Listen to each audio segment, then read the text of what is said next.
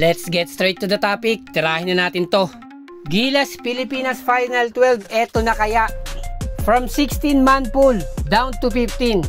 Obviously, walang Kai Sotto dyan. Dahil until now, hindi pa rin nakakasama sa intensive training itong si Kai Sotto.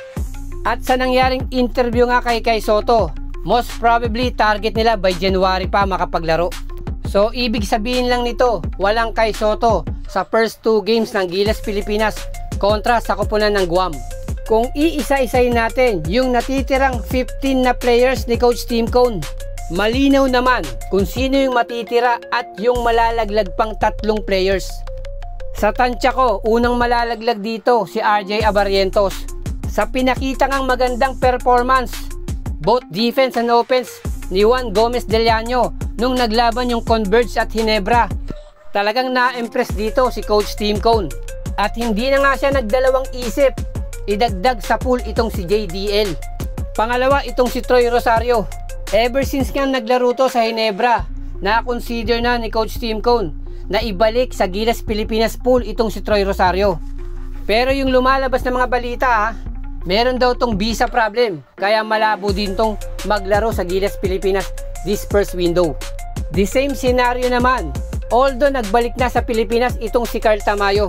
Katulad nga ni Troy Rosario, meron din tong visa issue o problema sa visa.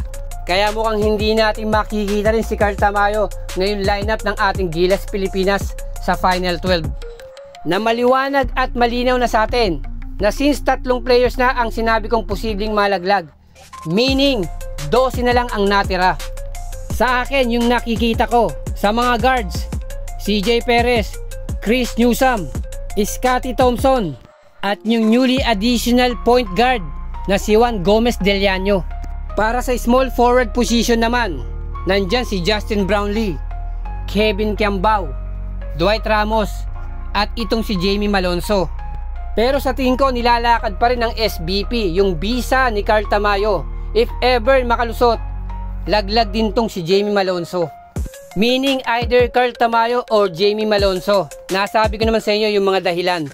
Then para makumpleto, sa power forward position hanggang sentro, nandyan pa rin si Junmar Fajardo, Japet Aguilar, AJ Edu, at itong nagde-debut sa ating Gilas Pilipinas, Quintin Millora Brown. Well, ito na yung Final 12 for my opinion. Yung iba dyan talagang pasok na. At yung iilan dyan, depende sa sitwasyon. Kaya may pag-asa pa rin silang mapabilang sa Final 12 ng ating Gilas Pilipinas ni Coach Tim Cone.